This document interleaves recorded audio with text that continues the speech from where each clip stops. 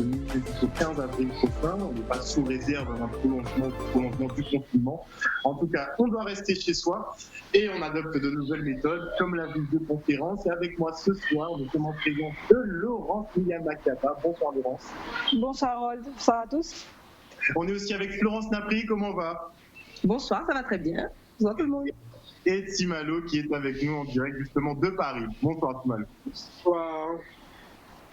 Alors pour faire un petit point rapide pour les téléspectateurs et ceux qui n'ont pas encore, aujourd'hui en ce 30 mars, la Guadeloupe compte 107 cas confirmés de coronavirus, un de plus qu'hier. Parmi ces cas confirmés, 30 patients sont hospitalisés au CHU Guadeloupe, 14 sont en réanimation et 16 en médecine tropicale. On compte aussi 3 patients qui sont en ce moment au CHVT. 4 personnes ont déjà perdu la vie depuis le début de cette épidémie. C'est ce qu'on sait pour le bilan ici en Guadeloupe. Et on va faire un petit tour justement des personnes qui sont connectées avec nous ce soir pour le direct. Vous vous sentez comment en cette période de confinement et avec cette gestion de crise? On commence avec Laurence. Alors moi au début j'ai eu 2 phases. Une première phase où j'étais assez abasourdie parce que je suis chef d'entreprise et qu'on fait des calculs, on fait des plans sur la comète, on prévoit des choses et que un confinement c'est une année de travail qu'on voit partir en fumée indéfiniment, on ne sait pas. Et la deuxième chose c'est que j'étais vraiment fâchée, mais collée, aigrie, emmerdée même, fâchée parce que au-delà de juste les contingences matérielles ou autre chose. Ceux qui me connaissent savent que ça fait un moment que je babille parce que je trouve qu'on est assez illogique dans nos fonctionnements, en tout cas collectivement, et de voir que on est dans cette situation-là parce qu'on n'a pas le courage, tout simplement, de faire les choses comme il faudrait qu'elles soient faites, qu'on n'a pas le courage de se poser les bonnes questions, qu'on n'a pas le courage de se prendre en main, de se prendre en charge, et qu'on est là impuissant à attendre, alors que le 27 février déjà, nos élus avaient déjà tapé du poing sur la table, peut-être pas assez fort, peut-être pas assez longtemps, c'est un autre débat, mais qu'on savait déjà que ça allait arriver. On savait déjà que ça allait arriver et ça a continué jusqu'au 10 mars à peu près, où il y a un paquebot qui est parti encore le 10 mars, alors qu'on savait déjà que c'est des gens qui seraient en train d'errer dans la mer des Caraïbes, qu'on savait déjà que c'était une catastrophe, qu'on savait déjà qu'on nous mettait nous-mêmes en danger. Donc j'étais assez fâchée. D'ailleurs, d'où le fait que j'ai écrit cette lettre-là. J'ai pris du temps à la sortie aussi. Je l'ai écrite, je crois, on était déjà en 2e jour de confinement seulement. C'est pour dire aux gens de la técolée. Maintenant, je me dis, je suis plus dans une, pas dans l'acceptation, mais plus en train de me dire que c'est peut-être une opportunité, que c'est pas peut-être, que c'est l'opportunité, l'occasion, au lieu de remettre les choses au calendrier grec, qu'on se regarde en face et qu'on se dise, on est capable en nous. Voilà. Florence, comment tu vis ces événements? Pareil que plusieurs phases. La première, c'est oui, comment est-ce que je vais gérer ça? Je suis chef d'entreprise dans la mesure où je suis artiste et que je gère ce que j'ai à gérer au mieux, et qu'effectivement, les choses sont censées être planifiées. Il y a des renouvellements d'intermittence à faire, il y a des concerts à assurer, il y a des rémunérations à prévoir pour les uns et les autres, etc. Et là, on ne sait pas ce qu'on va faire. J'étais un peu perturbée de cette espèce de truc complètement flottant là. Je sais pas où je suis aujourd'hui, je sais encore moins où je serai demain. Quand on sort du confinement, comment ça se passe, j'en sais rien. Et ensuite, je suis passée moi dans un truc d'apaisement total et d'accepter de me laisser porter. Ça, c'est pour moi, c'est là qu'elle est l'opportunité. D'abord, c'est là, je me retrouve dans un temps que je ne maîtrise pas. J'accepte de ne rien maîtriser et de voir où ça m'emmène. Et voilà que je me retrouve à co-signer une lettre, effectivement, où j'enjoins les gens qui s'occupent de nous, à s'occuper de nous véritablement, à ne pas se laisser eux porter, parce que eux, c'est leur responsabilité, c'est pas la mienne, mais c'est la leur. Il y a un moment donné, il faut prendre ces responsabilités-là. Et nous, citoyens, parce que même en étant à l'unité honnête aussi, guadeloupéenne, je regarde comment ça se passe et je regarde ça de façon saturé. De toute façon, d'une certaine façon, en France hexagonale, c'est un peu pareil. Hein, c'est assez flou, les ordres sont un peu contradictoires. Bon, c'est étrange. Et ça m'intéresse encore plus quand ça parle de moi et de ma Guadeloupe. Et là, je me dis que là où ça me porte, c'est peut-être dans ce combat-là aussi. Il y a un moment donné où il faut qu'on se mette debout. On se met debout et puis on voit ce qu'on peut faire pour nous. C'est peut-être le moment de faire ça, ouais. Alors tout à l'heure, justement, on va revenir plus amplement sur l'aide ouverte, cet appel justement à instruction de nos élus que Laurence justement a mis en ligne. Et il y a une pétition qui avance assez vite d'ailleurs, elle n'est pas en ligne depuis très longtemps, mais je crois qu'elle a déjà plus de 500 signatures en ce moment. Avant justement cette lettre ouverte, on va en parler. Et Finalo, comment se vit les événements justement aussi depuis Paris? Moi, j'ai vraiment eu 3 phases. La première, c'était celle qui était un peu liée à la façon dont le problème nous a été présenté. Pour moi, je me suis dit, bon, c'est pas bien grave, il n'y a pas une grande mortalité. Et puis, j'étais dans un bar le samedi où on annonce que les bars vont fermer, tu vois. Et j'ai tellement pas conscience de ce qui se joue que je me suis dit, bon, je connais quelqu'un qui a un restaurancier à la place de Clichy. Avant qu'on le ferme, à Kaïbabouga Fossa, quoi. Donc, en fait, tu vois, je suis pas dans le. J'ai pas compris le problème, en fait. Et c'est quand je regarde des informations et que je lis entre les lignes que je me rends compte qu'en réalité, le virus, c'est pas tant le nombre de personnes qui le tuent, c'est l'attaque qu'il fait sur le service public. C'est-à-dire qu'on risque de mourir non pas directement du virus, mais de la non-disponibilité des soignants. C'est ça qui risque de nous tuer plus que le virus lui-même. Et c'est à ce moment-là que je comprends ça. Et donc, du coup, je rentre dans ma deuxième phase, qui est une phase de recul, parce que dans cette première semaine de confinement, plein de gens ont fait des sons pour te dire « t'es à Kazao », plein de gens ont écrit des textes pour dire « t'es à Kazao ». Et moi, j'ai préféré prendre le temps du recul. Et le troisième moment, c'est quand j'ai vu la prise de décision forte, il faut le dire, des élus de Marie-Galante. Ça m'a amené, paradoxalement, contrairement à Laurence, une paix. Parce que je me suis rendu compte qu'en réalité, la question, c'est pas la question de la bonne solution ou de la mauvaise solution. La question, c'est qui a le problème. Et face à la solution, on rend des comptes à qui. Et je crois que c'est ça qui m'a amené à signer la lettre. C'est qu'à un moment donné, quelles que soient les décisions qui sont prises par les décideurs, il faut rendre des comptes à des gens.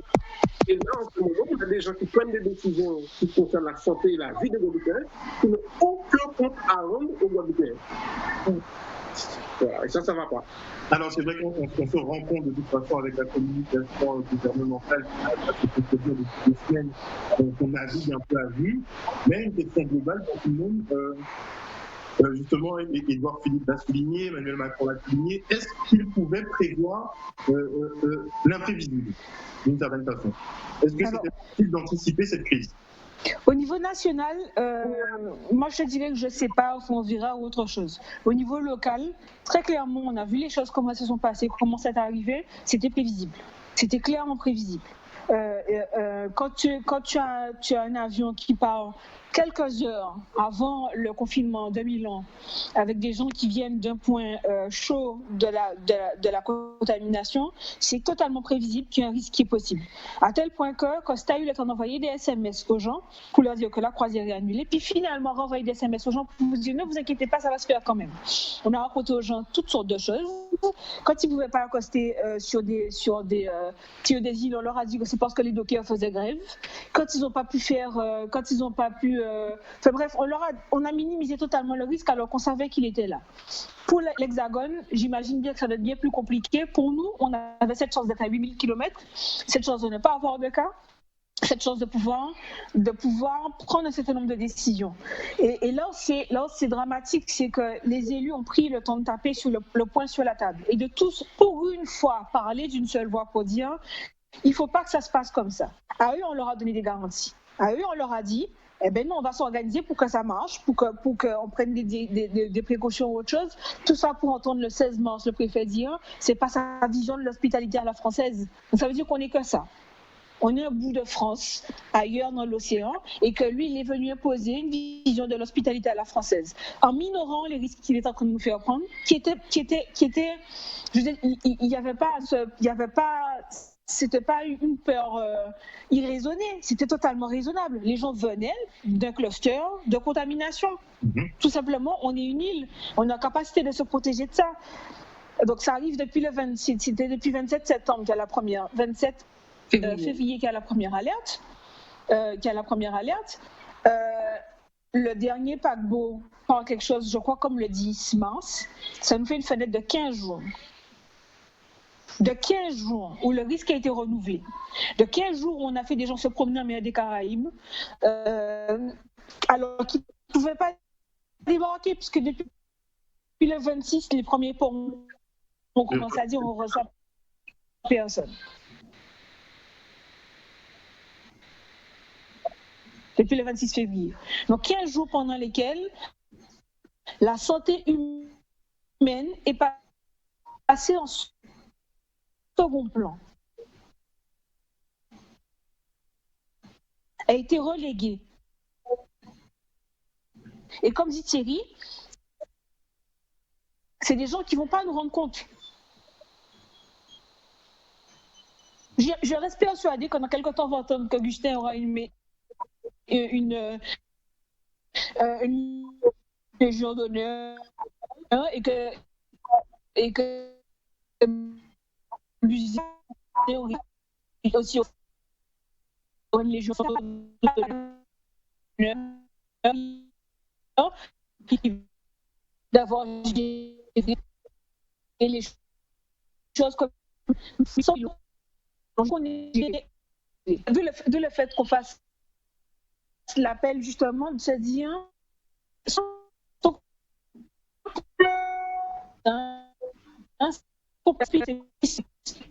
dire pas tant busin, c'est pas un moment tant les gens qui sont là le problème.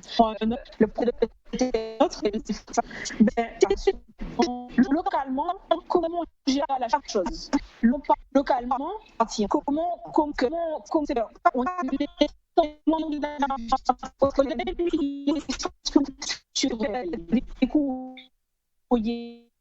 enfin, ils sont tout ce qu'on peut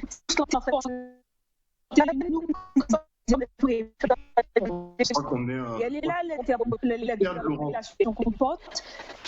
On a des médecins ici, on a des chercheurs ici, on sait que les gens là font remonter pour obtenir des solutions. Paris lui-même a déjà plein d'interlocuteurs. Je t'écoute, Harold. Oui, Laurence, il faudrait essayer de gagner en réseau, parce que là, je crois qu'on rame un peu dans ton secteur. Malo et Laurence, c'est ça, c'est ça. On veut télétravailler maintenant, donc s'il vous plaît, on veut un réseau opérationnel. Merci. Donc, tu peux reprendre, Laurence. Vous avez tout entendu? Non, justement. Je ne sais pas si Timalo est... Je disais. Oui. Mais si Thierry a plus de raison, allons-y, Thierry.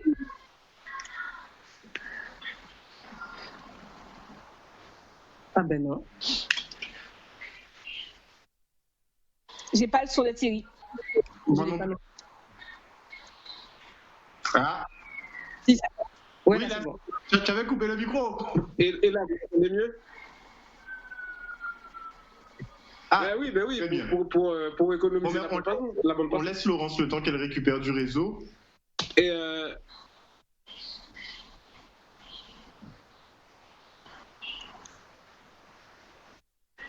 oui, enfin, c'est vrai que le fait d'être un archipel, les points d'entrée dans le territoire sont plus faciles à identifier que si c'est par la route et par la terre.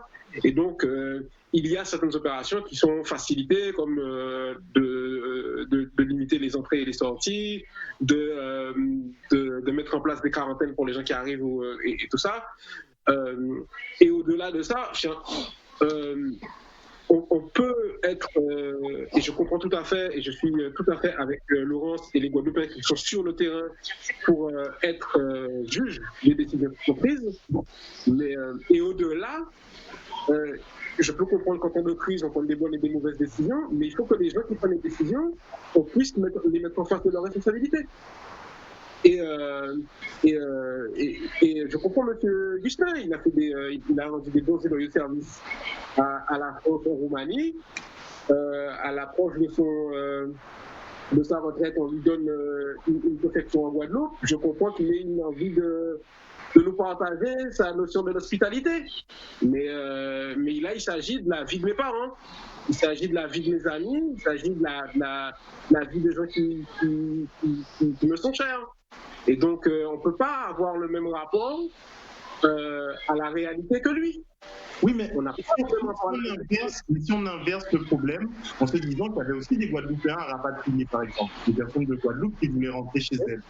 Donc, est-ce qu'on n'aurait pas trouvé normal, justement, de permettre à ces Guadeloupéens-là de rentrer en Guadeloupe?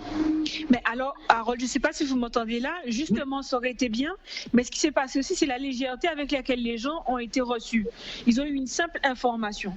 Il y a 2 jours seulement que le préfet a établi une quarantaine obligatoire où on appelle les gens, comme quand ça se passe pour la sécurité sociale, on appelle les gens et on leur dit vous restez chez vous, voilà. Donc il y avait un vrai truc. On a bien vu des gens se promener dans les supermarchés, on a bien vu des gens faire un certain nombre de choses, parce que je reste persuadée que l'information était très légère et que quand on explique aux gens bon ben voilà, s'il vous plaît, voilà une petite information machin, ça ne marche pas. On nous a fait comprendre qu'il y avait des prises de température de fait à la sortie du bateau. C'était pas vrai. Et le préfet nous explique le 16 mars que non, ça ne sert à rien de faire des prises de température le 16 mars. Ça fait 15 jours qu'il y a une communication officielle qui est celle de nous ne prenons aucun risque avec vous. Ce n'est pas vrai. Et c'est là où c'est grave, c'est-à-dire que pendant cette fenêtre de 15 jours-là, où les élus tirent la sonnette d'alarme, donc bien avant qu'il y ait le confinement, bien avant qu'il y ait tout ça, la réponse est calmez-vous, il n'y a pas de quoi s'énerver ou autre chose, on continue alors qu'on sait bien quel est le problème. On sait bien qu'il y a une contamination phénoménale, et que même si ce n'est pas une hécatombe que ça fait, que nous, on a encore moins que les autres capacités de gérer les problèmes s'il y en a. C'est sûr. C'est bien ça le problème. C'est-à-dire que pendant ces 15 jours-là, on nous a mis en difficulté. Ça, c'est une chose. La deuxième, le décompte, alors c'est le décompte national. Mais ce serait bien qu'on dise vraiment les choses.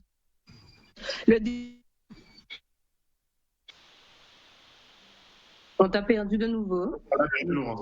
On a perdu Laurence. Non, le réseau va et vient, mais il ne va pas beaucoup chez toi. Alors, mais Florence, d'accord avec les 2 autres co-signataires?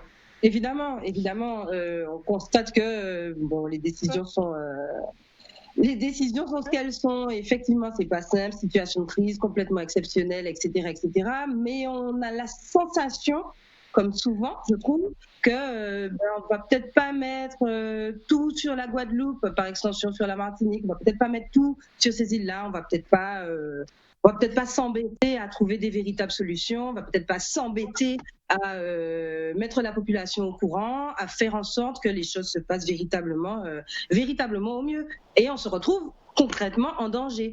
Jusqu'à il n'y a pas si longtemps, il n'y avait personne, a priori, d'atteint du Covid-19 en Guadeloupe. Et à mon avis, ça aurait pu continuer comme ça un certain temps s'il n'y avait pas des gens qui se promenaient en ville parce qu'ils ne savent pas spécialement où aller, parce qu'ils sont débarqués là et qu'on ne s'est pas occupé d'eux et qu'on ne sait pas s'ils sont contaminés ou pas, etc., etc.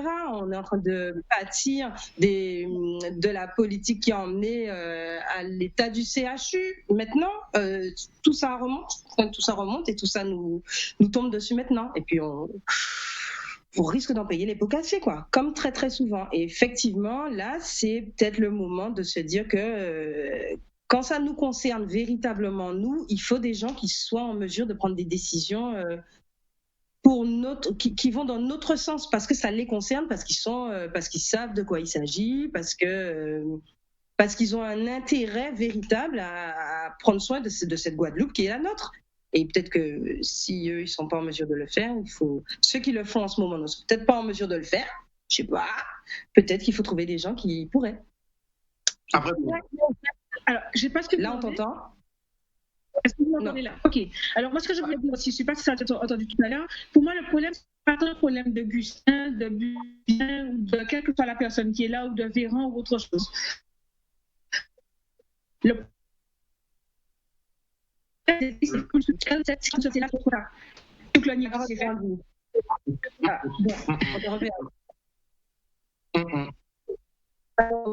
C'est embêtant. Et si tu vas à l'extérieur?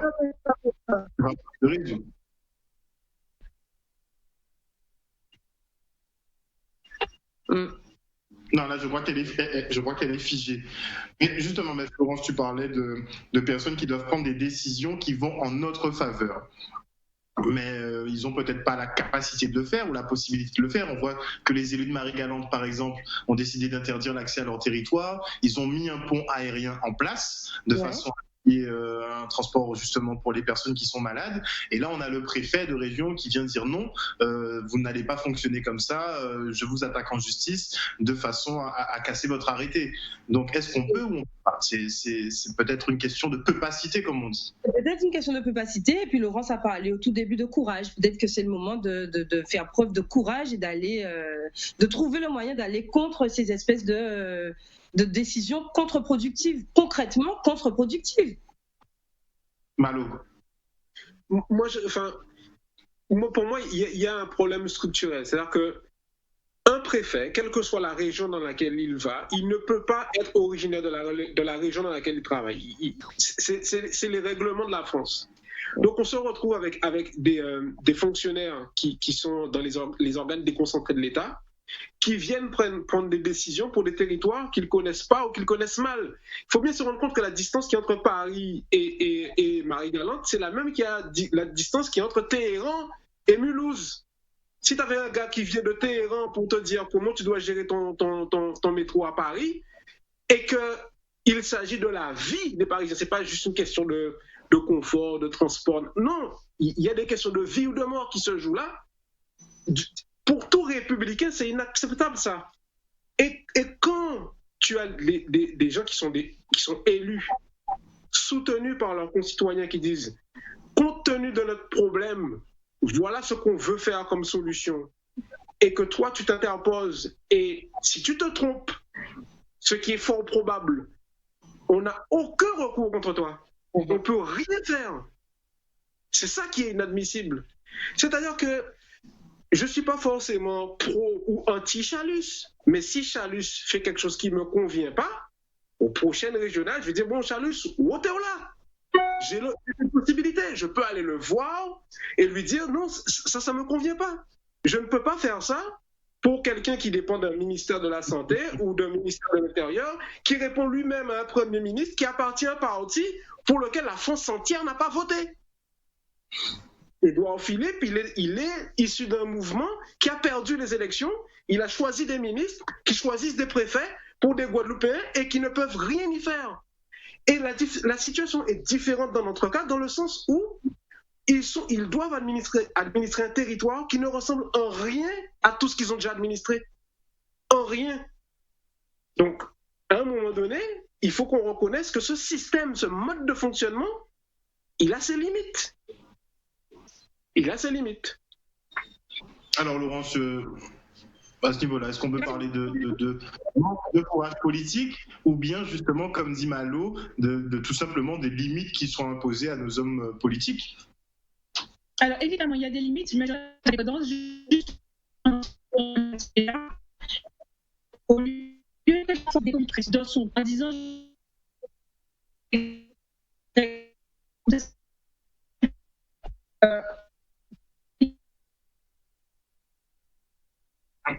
c'est une scientifique. On peut pas. Bon, il nous faut trouver un moyen d'avoir Laurence. Allô?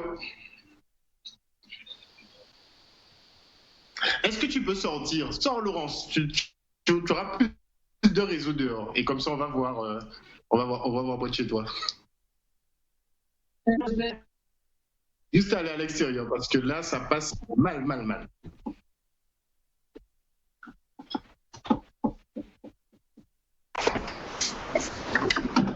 Ah ben, c'est déjà mieux là pour le coup. On peut pas bouger. Alors, je ne sais pas si vous allez m'entendre parce qu'il y a des bruits de voiture. C'est sûr, on bien là. C'est bon? Est-ce que Malo est avec nous toujours? Ouais, Malo est figé.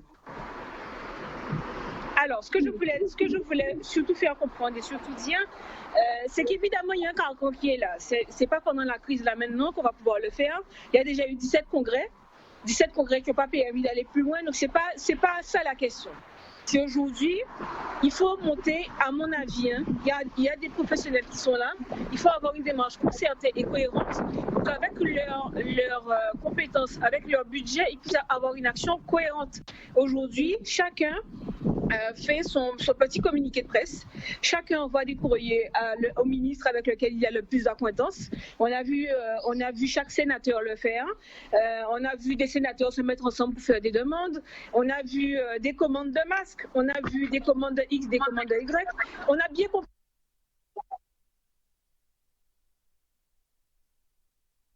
Veuille bien, et je crois que ça fait plusieurs fois que c'était demandé, veuille bien redonner le détail du plan blanc. Il serait temps, à mon avis, de s'organiser, c'est-à-dire de créer un comité scientifique local qui demandait comment on peut s'organiser localement pour faire les choses. Les masques que vous avez commandés, comment vous vous organisez pour les faire ensemble, au lieu d'être là à attendre. Ce midi encore, on apprend que les prisons, dans les prisons, les professionnels n'ont pas de masque. Et qu'il y a une prison qui a des masques, qui attend que la Confédération nationale des Outre-mer puisse donner l'autorisation de donner des masques. On en est là, à attendre à chaque fois que sur Paris, on puisse demander et qu'on puisse s'organiser, qu'on voit comment ça fonctionne. Qu'est-ce qui empêche localement de gérer la crise? Qu'est-ce qui empêche localement, quitte à ce que ça se passe en cohérence avec l'ARS, quitte à ce que ça se fasse en cohérence avec d'autres, que la réponse soit coordonnée et logique. Et toutes les fois, les élus de Guadeloupe se sont mis ensemble pour demander quelque chose, ensemble, pour poser des demandes. Ça a fonctionné pour la dernière grève du rectorat. Ils ont tous été ensemble demander à ce qu'on arrête ou suspendre les postes. Ça a fonctionné. La loi 4 biodiversité, elle n'aurait pas été celle-là si tous les élus ne s'étaient pas mis ensemble pour demander quelque chose. À chaque fois qu'ils se mettent ensemble, voilà, aujourd'hui, là, on est en train de perdre nos entreprises. On est en train de perdre nos jobs. Il y en a qui vont perdre leur maison parce qu'ils n'auront pas payé les traites. Il y en a qui vont perdre leur voiture parce qu'ils n'auront pas payé les traites. La marchande de pistaches qui ne vend plus de pistaches, elle est en train de se demander comment elle donne à manger à son gamin. Le gars qui vend du coco, il ne sait pas comment il fait. On doit arrêter faire magie. Il n'y a rien qui empêche à Chalus, à Borel, à Lurel, à tout ça, de mettre à côté toutes leurs dissensions et de dire aujourd'hui on a une démarche concertée. Et on appelle les médecins pour savoir qu'est-ce qu'il faut faire. Et on appelle les gens de la prison pour savoir qu'est-ce qu'il faut faire. Pardon, je vais parler vulgairement. On graine azote, comme Marine des Edzol, qu'on taille et organisons-nous. La population a montré qu'elle s'organise. Il y a des groupes qui se sont montés, les agriculteurs vendent leur production. Il y a des gens qui se sont improvisés livreurs, donc ils vont livrer des choses. Il y a plein de choses qui se mettent en place. La population est en train de montrer son intelligence collective là maintenant. On attend que les élus montrent leur intelligence collective. Et on ne demande qu'une seule chose. Faites de la politique. Ça s'appelle ça, de la politique. Gérer la cité. Organiser la cité. Sortons des prêts-à-penser, sortons des communiqués de presse. Sortons de tout ça. Il y a une gestion, il y a une chose à faire là maintenant et on se rend bien compte, vu tout ce qu'on entend, des soignants, parce que moi j'ai une moitié de ma famille qui est soignante, après reste demande de venir soigner sans masque. C'est juste aberrant ce qui est en train de se passer là maintenant. Donc les effets d'annonce, c'est sympa. On a bien vu que vous êtes au charbon. Aujourd'hui, c'est organisons-nous. Prenez ce courage-là de dire localement, on s'organise et on essaie de gérer tout ce qui est possible, ce qui est gérable par nous.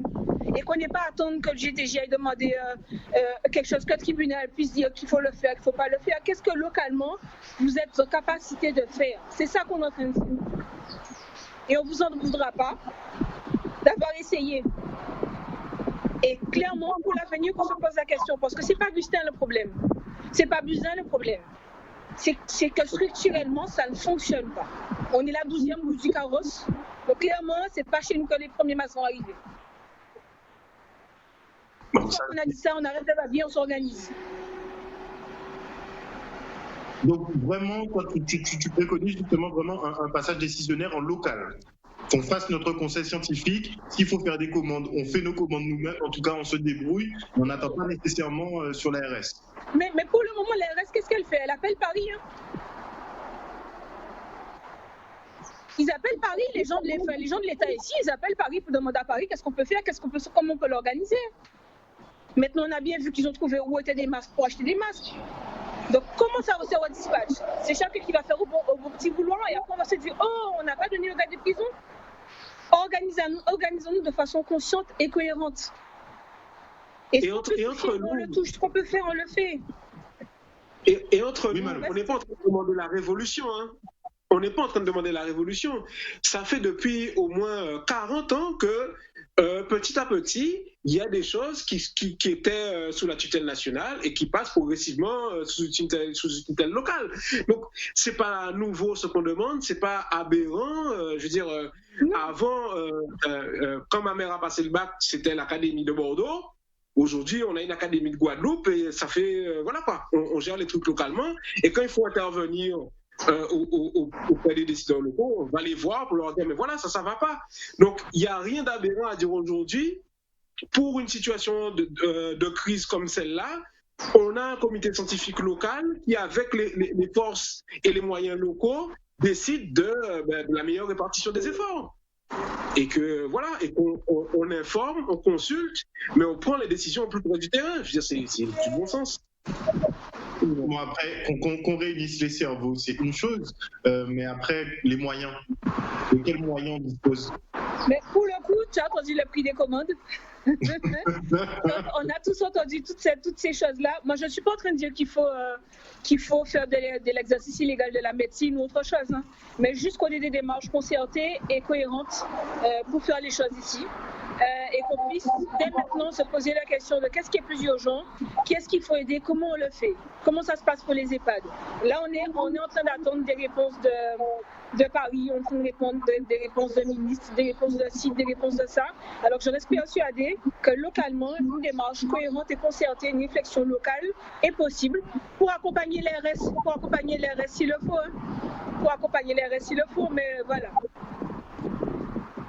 Alors, si on... Imalo.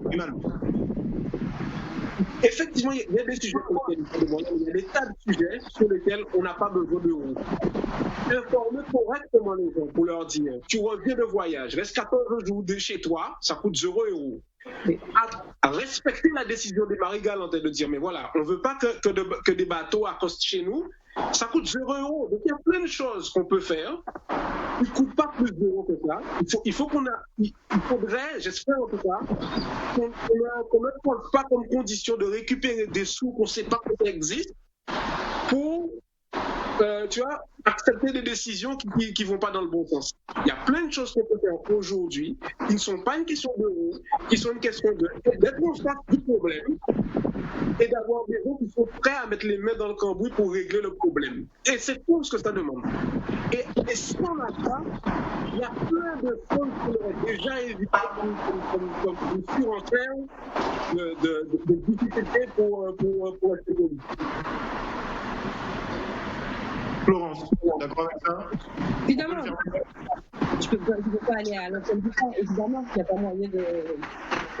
Il n'y a pas de raison de se cacher derrière des questions de moyens. Définir dans un premier temps, ça demande d'avancer. Réfléchir en cohérence, ça demande vraiment plus de dépenser plus. À partir de là, on voit quelles décisions on prend et dans quelle mesure on les met en place.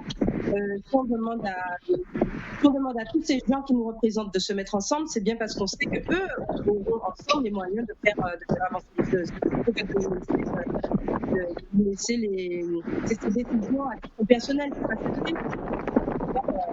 C'est vraiment de faire masse, de faire face, de faire corps tous ensemble et d'avancer dans l'intérêt de la population, tout simplement. Alors, bon, là, on demande à nos élus, justement, d'être actifs à l'action de façon à ce des solutions, en tout cas local, mais on a aussi, par exemple, le conseil municipal, 100 000 masques, donc le montant de la facture, il y a combien? Il est à 474 000 euros. Cette commande a été décriée, donc il serait tenté de dire, on fait rien, on nous accuse, on fait, on nous accuse aussi.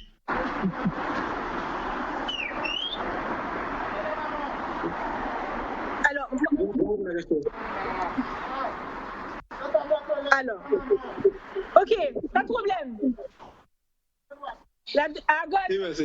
Pardon, pas me faire sortir.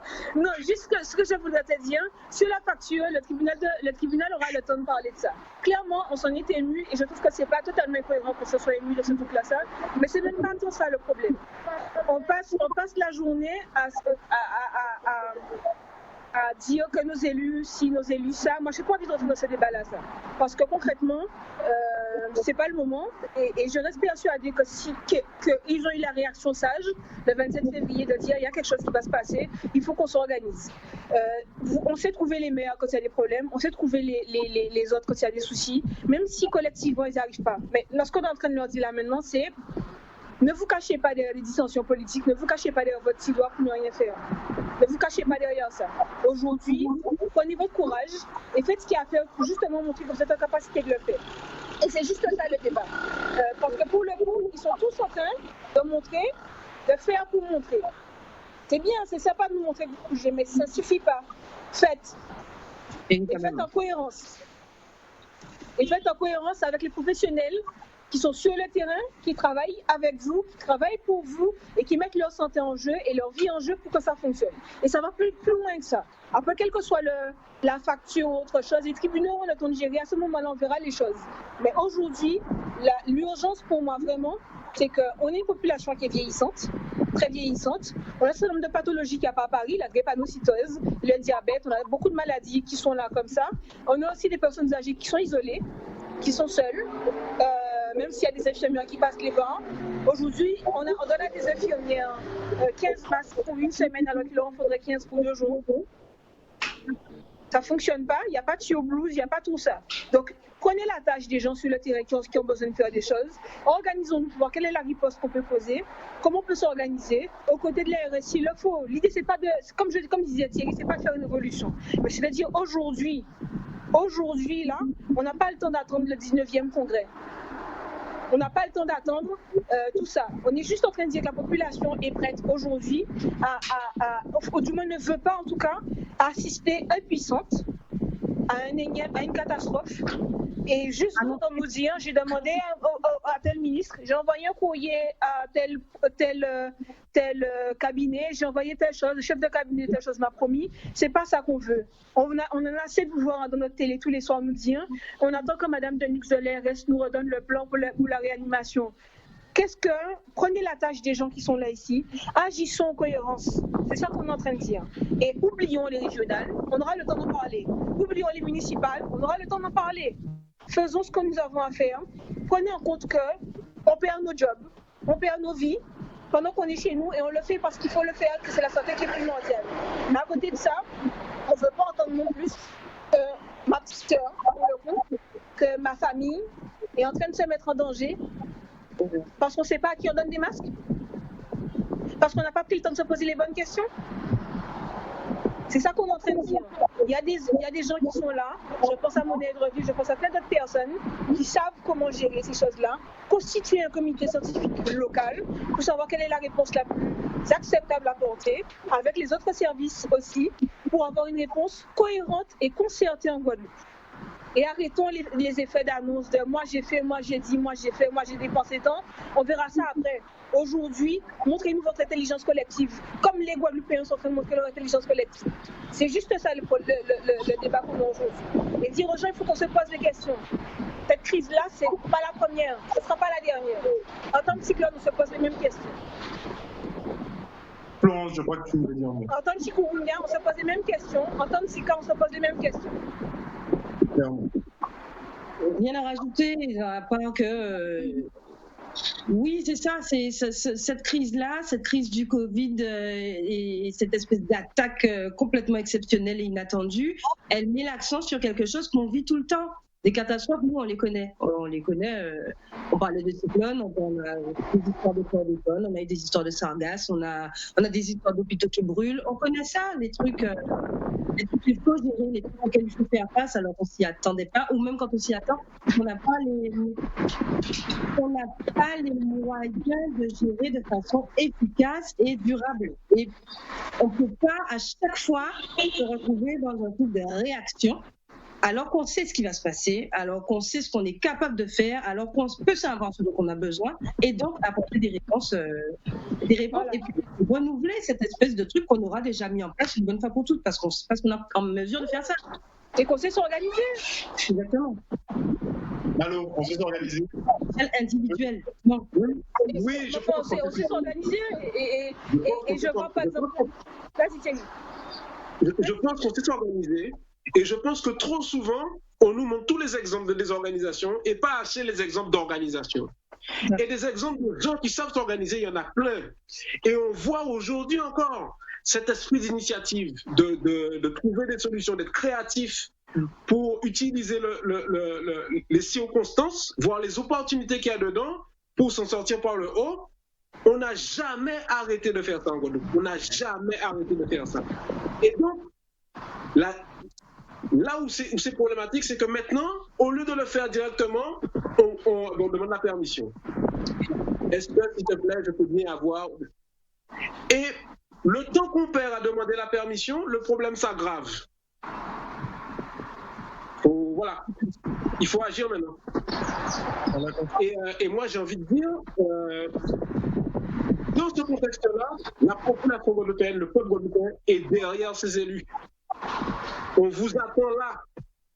Oui, c'est là qu'on vous attend, clairement. C'est là qu'on vous attend. Voilà. Donc, voilà. Parce qu'on est fiers de nos agriculteurs, on est fiers de nos infirmières, on est fiers de nos médecins, on veut être fiers de nos politiques. Exactement. Que la fierté soit totale. Voilà. Vous semblez être optimiste un peu pour la suite et pour cette union sacrée. On en parle parce qu'on croit en eux. En fait, on fait confiance à notre voilà, la non, je disais, je fais confiance à notre intelligence parce que, je le disais hier, il faut aussi qu'on apprenne à s'aimer. Et s'aimer, ça veut dire quoi? Qu'on prenne le temps de connaître nos valeurs. On a des défauts, clairement, comme tout le monde et comme tous les peuples, on a des défauts, mais on a aussi des choses qui fonctionnent. Marie-Galante, c'est la première communauté des communes de France qui fonctionne encore. Et c'est eux qui nous montrent comment trois maires s'organisent pour faire fonctionner les choses et pour dire on bloque, on tient bon derrière nos décisions et on s'organise. Et on a plein d'autres exemples comme ça où il y a une sagesse, où on sait mettre en place les choses. Et on sait se débrouiller aussi. Débrouiller à pas pécher, on sait s'organiser pour ça. À côté de ça, on a d'autres défauts. Maintenant, clairement, la question est de se poser, si le système tel qu'il est aujourd'hui fonctionnait, on ne se poserait pas la question. On dirait, OK, Banco, pourquoi on irait jouer dans quelque chose qui fonctionne? Ça ne marche pas. Mais ça ne marche pas juste parce que la crise est compliquée. Cette fois-ci, ça n'a jamais marché. Quand il y a un cyclone, il y a eu...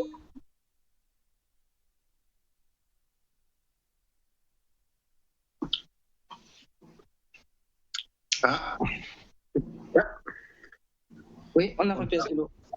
Et déjà, que ça ne marche pas.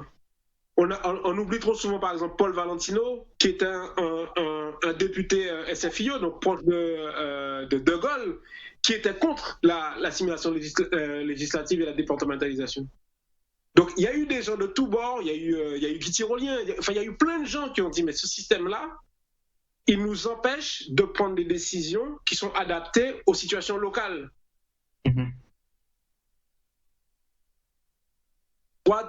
Des gens de tous bords.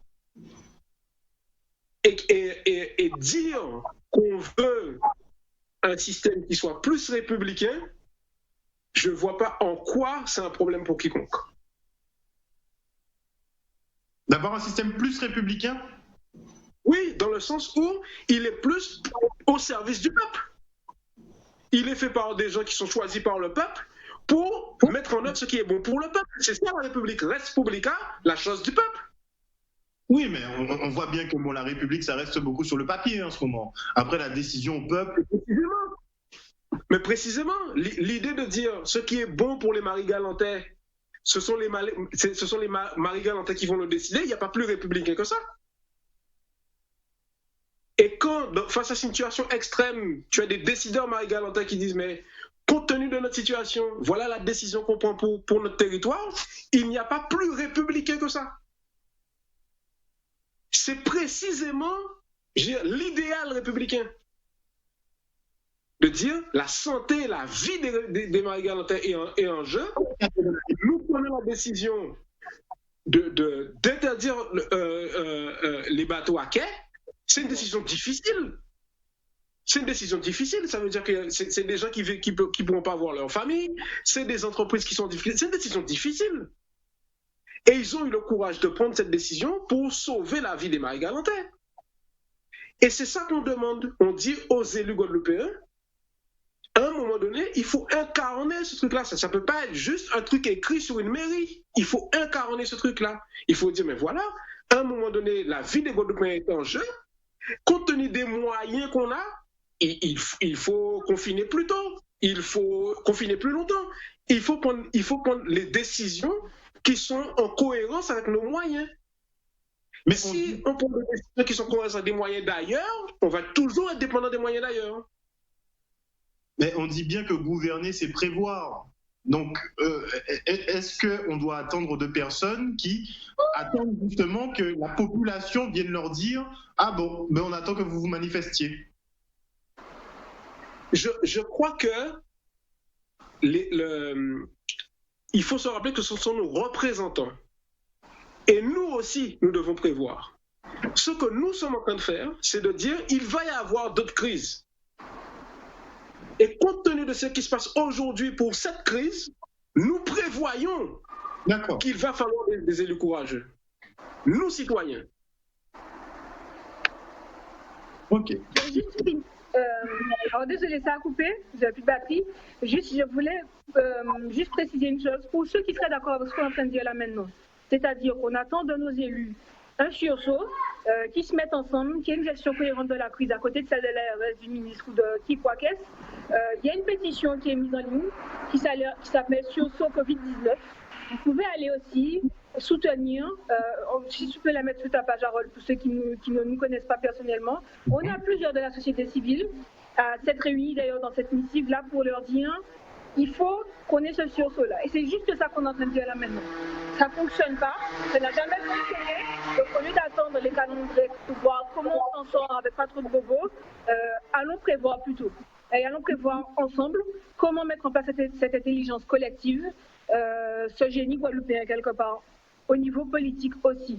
Et qu'on leur fait confiance à ces élus-là, parce que je ne suis pas de ceux qui vont aller, même s'il y a des fois on rigole, on voit des choses un peu particulières qui se font, s'ils sont élus, c'est qu'ils nous représentent quelque part. Donc je leur fais confiance et je leur dis que c'est à eux maintenant de se montrer à la hauteur de la confiance qu'on a mis en eux, de la hauteur de la confiance du vote qui était porté sur leur nom, et de montrer que véritablement la Guadeloupe leur importe et qu'on cesse le balai d'attente des retours des missives républicaines pour aller vers concrètement comment on s'organise localement pour faire face, pour aider nos aînés, pour aider les plus jeunes, pour aider les personnes qui sont en difficulté et pour aider nos soignants et les personnes qui sont en contact avec des personnes malades. Voilà, c'est déjà ça le point qu'on voulait mettre aujourd'hui.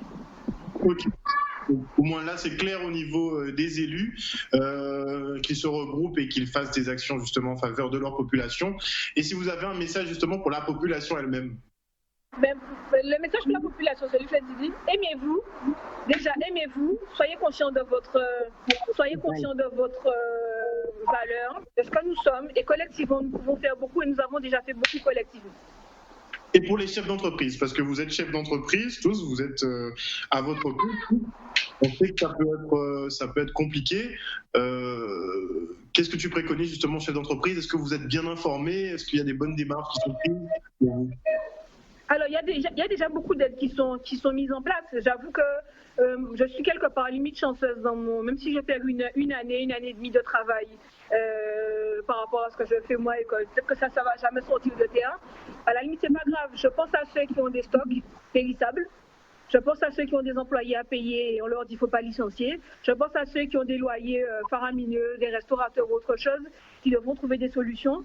Et c'est clair que ça va être difficile. Et je pense que c'est d'autant plus rageant concernant ces situations-là de faire face à tout ça. Donc, la région a dit qu'ils allaient mettre en place ce genre de choses. À la limite, moi, je leur fais confiance pour que ça fonctionne. La seule chose qu'on dit, c'est qu'on fait tous ces sacrifices-là, de rester chez nous, d'abandonner nos vies, de se poser les questions après, de ne pas être... voilà, parce que clairement, il y a un danger qui nous dépasse et que la santé est primordiale sur tout ça. Juste en face, il faut qu'on voit aussi que les choses sont faites de façon cohérente et qu'on n'est pas juste impuissant à voir nos vies s'écrouler. Au moins ça. Florence. Kenke, on ne sait pas combien de temps ça va durer, on ne sait pas où ça va arriver, mais Kenke, on n'a rien d'autre à faire. Profitons de ce temps justement pour apprendre à... je crois que c'est peut-être un temps dans la réflexion, un temps pour remettre les choses à plat et pour vivre autrement pendant le confinement, mais peut-être et surtout après, éventuellement. Moi, j'appelle à ça, je le vis comme ça. Le confinement, ça chamboule tout. Mais il y a certainement du bon à en tirer. Je préfère aller dans cette direction-là. L'action qu'on est en train l'action que Laurence a initiée et qu'on soutient là, je crois qu'elle va vraiment de ce sens-là. On réfléchit, on renverse les choses qui ne fonctionnent pas, qui ne nous conviennent pas, et puis on va vers du mieux. Et on invite tout le monde à aller dans ce sens-là. Allons vers le mieux. Ça, c'est l'occasion rêvée de tout changer. Alors, avant de passer à Malo, Laurence, on me demande sur les réseaux de redonner le nom de la pétition. Alors, c'est Sursaut Covid-19. Sursaut comme sursauter. Covid-19. Sursaut Covid-19. Pour ceux qui demandent justement en ce moment pour la pétition. De toute façon, on partagera le lien. Et toi, Malo? Alors, moi, ce que j'ai envie de dire, c'est d'essayer de rester calme. Je sais que c'est pas évident, mais d'essayer de trouver le calme et de rester attentif aux actions, aux débats qui sont menés durant ce confinement, parce qu'en fait, je pense que c'est un de ces moments où on a l'opportunité d'avoir des véritables débats citoyens sur comment on veut que nos vies soient gérées. Comment on veut, quelle responsabilité on veut prendre nous en tant qu'individus dans nos vies personnelles, mais aussi comment on les délègue à des élus, à des fonctionnaires et tout ça, parce qu'en fait, c'est un pouvoir qu'on leur délègue. Et moi, j'ai signé cette pétition parce que quand des gens en Guadeloupe me disent, mais voilà dans quel sens on veut aller pour notre pays. Et voilà ce en quoi on croit, en particulier dans les capacités de nous-mêmes à prendre les décisions. Eh bien moi, je soutiens ça. Donc il y a une pétition qui s'appelle le Covid-19, appel à un sursaut. Gardez, lis, signez ici ou d'accord, discutez ça avec nous. Voilà. On l'a lancé hier soir, je crois qu'on n'est pas loin des 500. Exactement. Voilà, on est plus de 500 personnes à qui ça parle. Donc si vous aussi ça vous parle, qu'on soit dans une gestion cohérente, construite, et pas dans l'énervement, mais vraiment quelque chose de construit, allez-y, signez pour qu'on puisse dire à nos élus, on a confiance en vous quelque part. Faites appel à l'intelligence collective, faites de la politique. Et donc, on pourra faire appel à tes services, Laurent, puisque tu lances un peu l'initiative, donc tu seras dans le conseil scientifique ou le conseil économique qui dira le mot. Hein. Je ne suis pas scientifique, alors à la limite, je n'ai pas besoin d'être dans le conseil scientifique. Je ne suis pas scientifique. Mais par contre, oui, je suis au CESER, je suis au Conseil économique et social de la Guadeloupe, de la région Guadeloupe, où régulièrement, on a les dossiers, et on voit exactement comment on est. Et on n'est pas si... et on a souvent... Attendez. On a compris. Voilà. On a souvent des entre les chiffres et ce qu'on nous perçoit de nous-mêmes, de notre situation localement, il y a un monde. On est toujours dans le noir, on est toujours en train de se dire que ça ne fonctionne pas, ça ne marche pas. Quand on prend les ratios économiques, quand on prend les chiffres, quand on prend les choses, on n'est pas tant à plaindre, même s'il y a encore plein de choses à faire et à prévoir pour aller encore mieux. Mais on n'est pas tant dans un caca comme on a la sensation. Le fait d'être dans ça, moi j'apprends beaucoup de choses sur la Guadeloupe. J'apprends beaucoup de choses sur les gens qui se sont battus pour la Guadeloupe avant nous. Et je reste persuadée que ce qui nous manque aujourd'hui, c'est du courage politique. C'est du courage politique pour mettre un pied devant, y aller et faire que ce génie-là, guadeloupéen, puisse se mettre en place et créer des choses. Et j'y crois. Et je trouve que tous les jours, on parle d'autosuffisance alimentaire.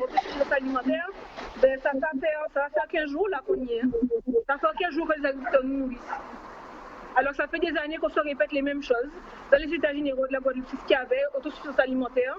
Le projet Guadeloupe Société, c'était écrit dedans. Ça fait 15 jours qu'on nous le montre. Pendant 44 jours, ils nous le montrent avec le LKP aussi. Il y a de quoi faire à manger, il y a de quoi nourrir les gens ici. Il faut qu'on s'organise par contre, et qu'on soit conscient qu'on est capable de s'organiser.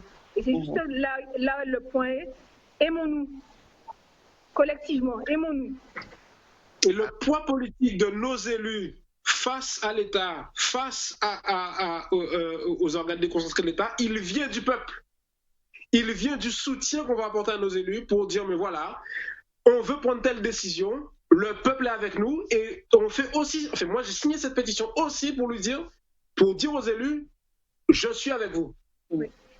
Donc c'est vraiment pas, on est contre eux, c'est vraiment aller dans leur sens et leur porter soutien justement pour qu'ils prennent des décisions, mais bien debout sur leurs deux pieds.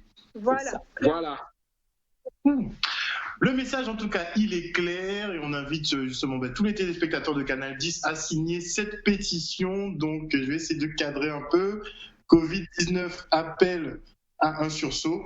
Donc, c'est destiné aux élus. On est déjà quand même à 457 signatures pour une pétition qui a été mise en ligne hier et qui a pour objectif 500 signatures. Je pense qu'il va falloir repousser l'objectif. C'est clair. Et il y a 390 000 personnes qui signent maman, bébé, enfant, dans tout le monde. C'est vraiment de dire, bon, on a des capacités ici, faisons preuve d'esprit d'initiative. C'est pas du tout un appel à la polémique. On sait que c'est compliqué, on sait que c'est difficile pour tous. Gérer de l'argent public, c'est pas évident. Gérer les responsabilités publiques, c'est pas évident. Mais on est juste en train de dire, on est derrière vous, allez-y, faites. Merci beaucoup en tout cas à vous trois d'avoir participé à notre première visio. C'était le baptême. Hein. Donc si on se voit bientôt, et je pense que Laurence, il faudra qu'on en reparle dans les jours qui viennent. C'est important effectivement qu'ils sachent qu'on est tous derrière eux. Enfin, qu'il y a une partie de la population en tout cas qui va les soutenir. On verra si c'est la totalité après. On verra. Mais en tout cas, on reste confiant, on reste positif en tout cas sur nos capacités à justement pouvoir gérer cette crise. J'apprécie le message. J'espère que les téléspectateurs l'ont bien reçu et on se retrouve très prochainement pour de nouvelles éditions en visio. C'est sympa, franchement, ça fait comme à la maison. Bienvenue chez moi. En tout cas, bisous. À très bientôt, merci. Bisous, bye bye. Merci beaucoup.